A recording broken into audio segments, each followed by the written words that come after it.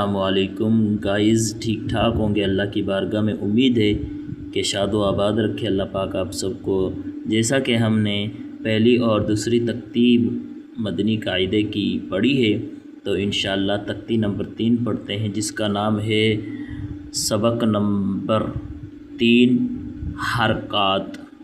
ٹھیک ہے، تو یہ تختی نمبر 3 ہے، تو ہم نے اس کو پڑھنا ہے مخارج کے ساتھ۔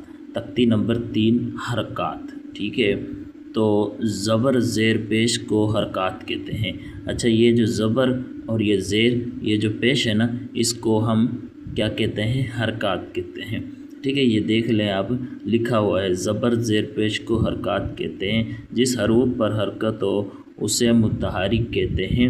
زبر منہ اور آواز کھول کر، زیر کو آواز نیچے گرا کر، پیش دونوں ہونٹوں کو گول کر کے ادا کرتے ہیں۔ ٹھیک ہے، حرکات کو بغیر کھینچے، بغیر جھٹکا دیے نرمی سے معروف پڑھیں۔ الف پر یہ دیکھیں حرکت ہے، تو اس کو ہم نے الف نہیں پڑھنا، حمزہ پڑھنا ہے۔ تو انشاءاللہ سبق کا آغاز شروع کرتے ہیں۔ بسم اللہ الرحمن الرحیم۔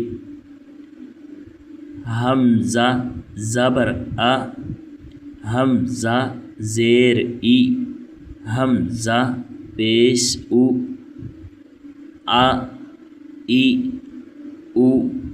با زبر با، با زیر بی، با پیش بو، با بی بو۔ تا زبر تا، تا زیر تی، تا پیش تو، تا تی تو۔ ثا زبر ثا، ثا زیر ثی، ثا پیش ثو، ثا ثی ثو۔ اچھا، یہ اردو دیکھیں آپ، یہاں پر لکھی ہوئی ہے، تو اب دیکھیں الف پر حرکت یا کوئی ساکن ہو اسے حمزہ پڑھے۔ الف پر یہ حرکت بھی ہے، اور یہ جو چھوٹی سی دال بنی ہوئی ہے، یہ دیکھ سکتے ہیں آپ، اس کو ساکن کہتے ہیں۔ ٹھیک ہے، یہ اور زبر یا پیش ان الف پر ہوا، تو اس کو ہم نے کیا پڑھنا ہے؟